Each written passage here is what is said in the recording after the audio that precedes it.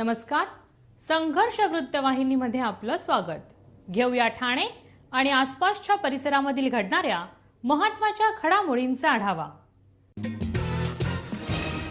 ठाणे महानगरपालिका निवडणुकीवरती आधारित आज भाजपाने आपला जाहीरनामा प्रकाशित केलाय. यावेळेस जिल्हा अध्यक्ष संदीप लेले, आमदार संजय केळकर, माजी खासदार डॉक्टर विनय सहस्त्रबुद्धे, आमदार निरंजन डावखरे, शिवसेना प्रदेश सचिव राम रेपाळे, प्रदेश प्रवक्ते सुजय पत्की, प्रवक्ता सागर बदे आणि मीडिया संपर्क प्रमुख मनाली गायकवाड उपस्थित होते. ठाण्यातील विकास, रस्ते, मेट्रो, कोपरी पूल अशा अनेक दर्जेदार कामांमुळे ठाण्यामध्ये मोठ्या प्रमाणामध्ये कमळ फुलेल असा विश्वास व्यक्त करत त्यांनी हा जाहीरनामा प्रकाशित केलेला आहे.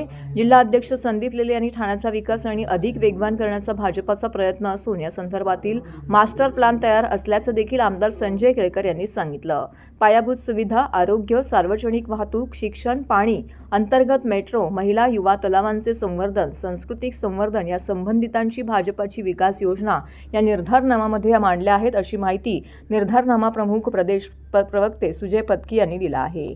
विषय जो आहे त्याच्याशी आम्ही खूप निगडीत आहोत आणि जे आम्ही काही नाकारणार नाही की आज विषम पाणी पुरवठ्याच्यामुळे म्हणजे ज्याला म्हणता येईल की सुनियोजित होत नाहीये, त्याच्यामुळे काही ठिकाणी टँकरने पाणी पुरवठा करावा लागतो. आम्हीच त्याच्याकरता पुढाकार घेऊन त्या ठिकाणी टँकर पोचवतो.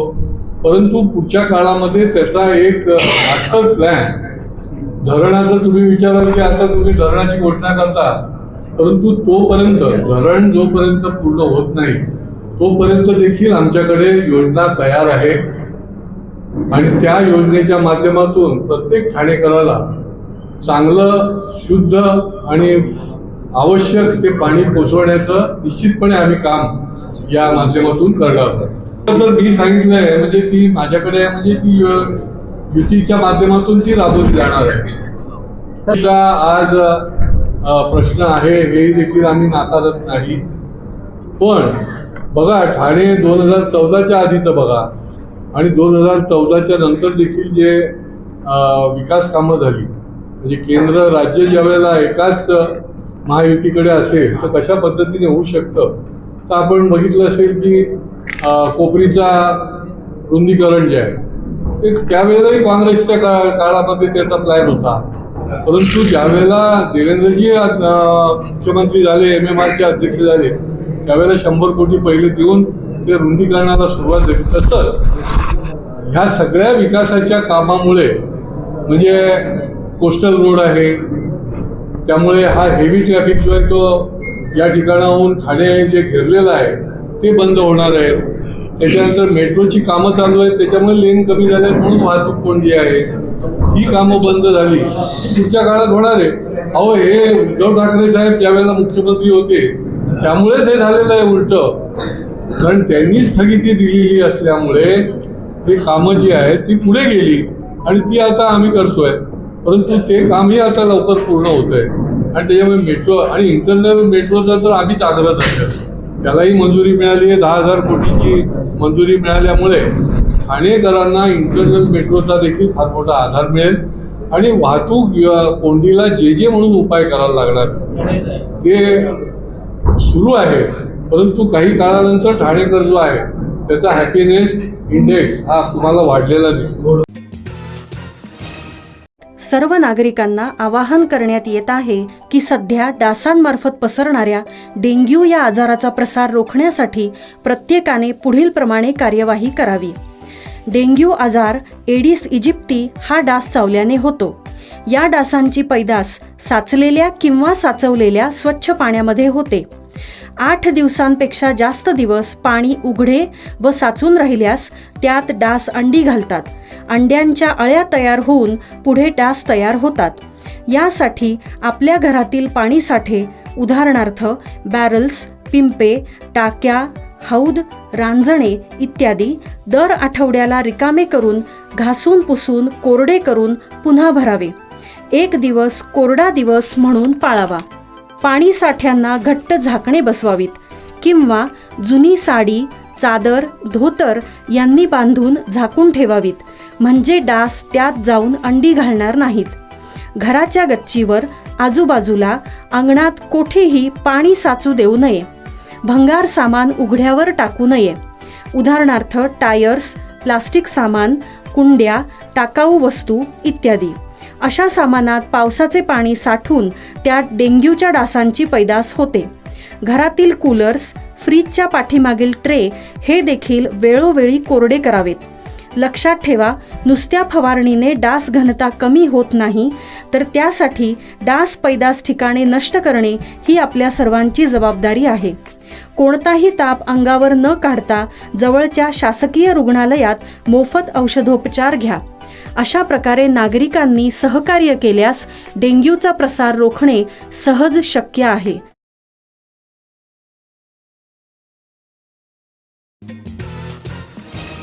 ठाणे महानगरपालिका निवडणुकीच्या पार्श्वभूमीवरती महाराष्ट्राचे उपमुख्यमंत्री एकनाथ शिंदे यांचा भव्य रोड शो ठाणे शहरामध्ये पार पडला.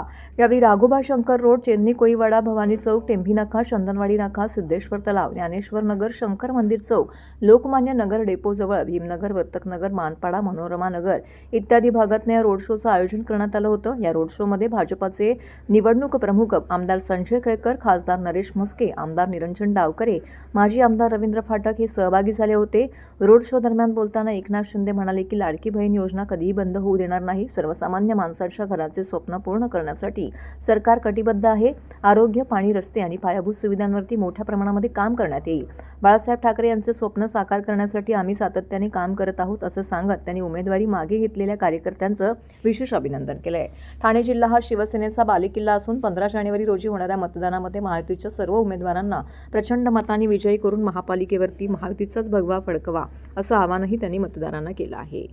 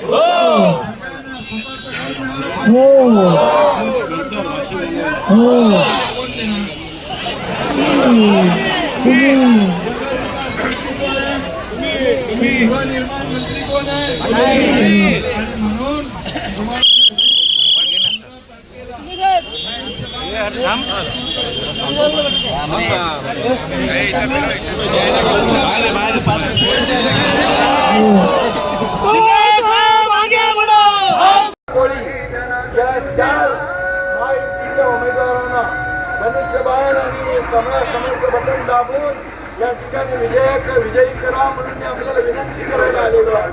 आणि म्हणून उद्या 15 तारखेला आपण सगळ्यांनी विकासाला मत द्या. आमचा अजेंडा विकास लाडक्या बहिणींनी चमत्कार घडवला आहे विधानसभेत, लोकसभेमध्ये.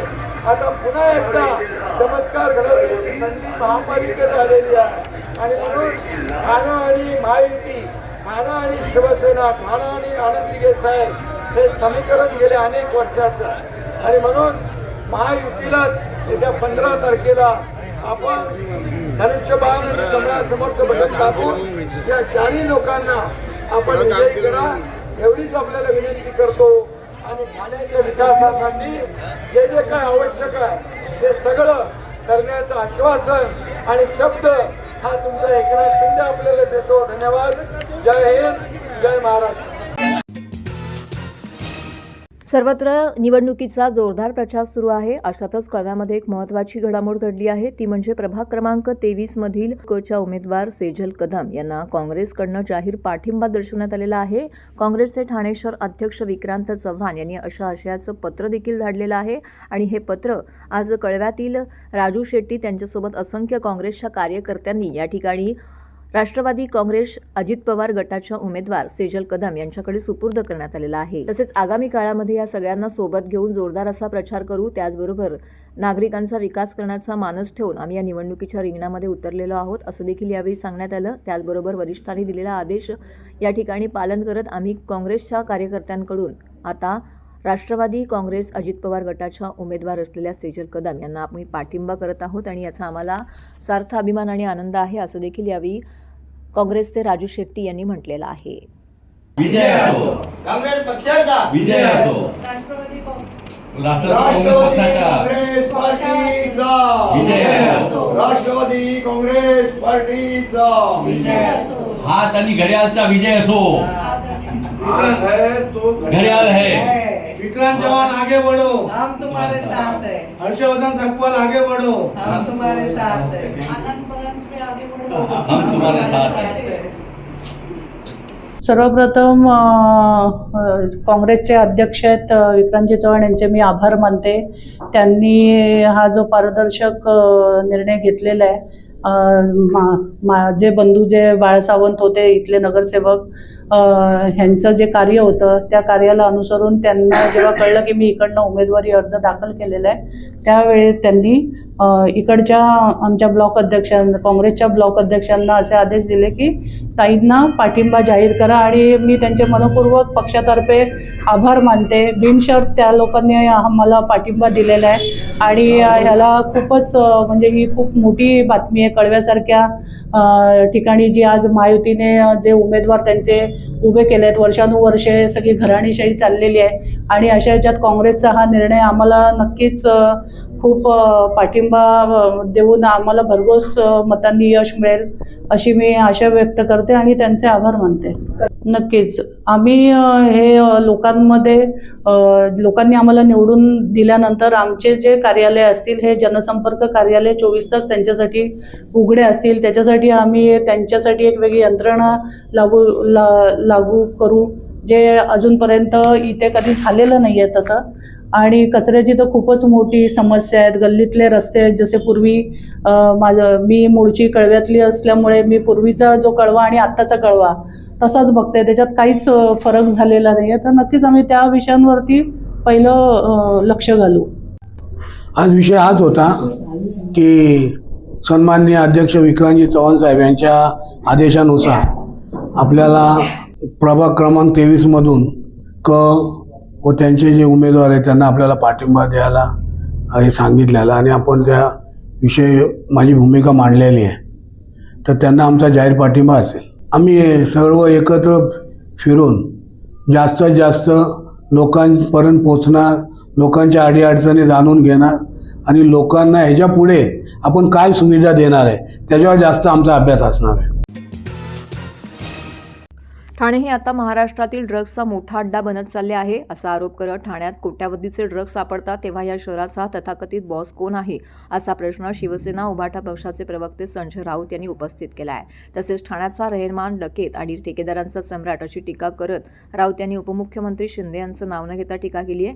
ठाणे महानगरपालिका निवडणुकीसाठी शिवसेना, मनसे आणि राष्ट्रवादी काँग्रेस शरदचंद्र पवार या महाविकास आघाडीचा वचननामा राऊत यांनी जाहीर केला आहे. ठाणे हे पुण्याच्या तोडीचे सांस्कृतिक शहर म्हणून ओळखलं जातं. ठाणे हे पुण्याच्या तोडीचे सांस्कृतिक शहर म्हणून ओळखलं जात होतं. साहित्य, कला, क्रीडा, नाट्य यांची मोठी परंपरा ठाण्याला लाभली आहे. मंदिराचे, तलावांचे शहर म्हणून ठाण्याची ओळख होती. पण ठाणे हे आता महाराष्ट्रातील ड्रग्सचा मोठा अड्डा बनत चालला आहे असा आरोप शिवसेना उभाटा पक्षाचे मुख्य प्रवक्ते संजय राऊत यांनी सोमवारी ठाण्यामध्ये केला आहे. ठाण्यात कोट्यावधींचे ड्रग्स सापडतात तेव्हा शहराचा तथाकथित बॉस कोण असा प्रश्नही त्यांनी उपस्थित केला आहे. हातामध्ये पोलीस यंत्रणा आहे म्हणून ती मसल पॉवर आहे, नाहीतर त्यांना याच रस्त्यावरती ठोकून काढू, त्यांना पळताभुई थोडी करू. उमेदवार तुम्ही आमचे पोलिसांच्या बळावर पळवताय, तुमच्यात काय हिंमत आहे तर पोलीस बाजूला करा, मग मसल पॉवर दाखवतो असं आवाहनही त्यांनी शिंदे यांना केलं आहे. संपूर्ण महाराष्ट्राचं लक्ष मुंबईनंतर जर कुठे लागलं असेल तर ते ठाण्याकडे लागलं आणि ते अपेक्षित आहे. आज आपण संयुक्त वचननामा ठाणेकरांसाठी आपण प्रसिद्ध केला. काल मुंबईचा वचननामा प्रसिद्ध केला. स्वतः महाराष्ट्र नवनिर्माण सेनेचे प्रमुख राजसाहेब ठाकरे शिवसेना भवनात आले. शिवसेना आणि मनसेच्या संयुक्त प्रचार दौरे प्रचार सभा सुरू झाले. तरी प्रश्न काय आहे, ठाण्यात काय होणार? एक सांगतो, लोकसभा विधानसभा यापेक्षा वेगळा निकाल जनतेकडून आम्हाला दिला जाईल. इथे या ठाण्याच्या नगरपालिकेनं शिवसेनेला आणि बाळासाहेब ठाकरेंना पहिली सत्ता दिली, ते हे ठाणे.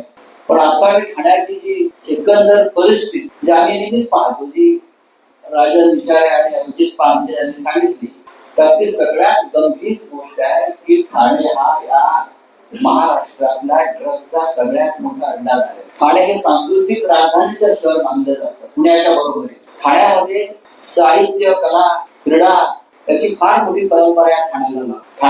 ठाणे हे मंदिरांचं आणि तळ्यांचं शहर म्हणून ओळखलं जातं, सुंदर. पण आज ठाणे महाराष्ट्रामध्ये ड्रग्स साठी ड्रग्सचा अड्डा हे ओळखलं जातं. या ठाण्याला मुख्यमंत्री होते काही काळापूर्वी, नंतर त्यांना कमिशनरचं फौजदार करून डेप्युटी सीएम केलं. ते ठाण्यातच असतात. तरी ठाण्यामध्ये परवा तुम्ही म्हणता 2.5 कोटीचं ड्रग्स आहे. त्याच्या आधी सुद्धा अनेक ठिकाणी ड्रग्स आहे. ठाण्यातल्या शाळा, कॉलेज, पान टपरी आणि अनेक ठिकाणी ड्रग्स मुबलक मिळत आहे.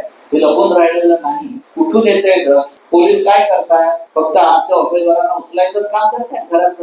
हा प्रश्न जनतेला पडले. हे ड्रग जर ठाण्यात मिळत असेल, त्या ठाण्याचा सध्याचा बॉस कोण आहे? ठाण्याचं लॅरी झालंय का? धुरंधरमध्ये एक लॅरी नावाचं सगळ्यात मोठा कराचीतला गुंडांचा अड्डा कुठला असेल तर ते लॅरी शहर. आपण त्या सिनेमात पाहिलं. त्यात एक रेहमान डकेत आहे, रेहमान डाकू आहे. तो या शहरात सुद्धा, तिथे सुद्धा लॅरी शहरामध्ये ड्रगचा सगळ्यात मोठा व्यवहार आणि व्यापार. देवेंद्र फडणवीस यांचं गृह खातं, इकडले पोलीस आयुक्त काय, इकडल्या ड्रगची तार ही साताऱ्यापर्यंत गेली.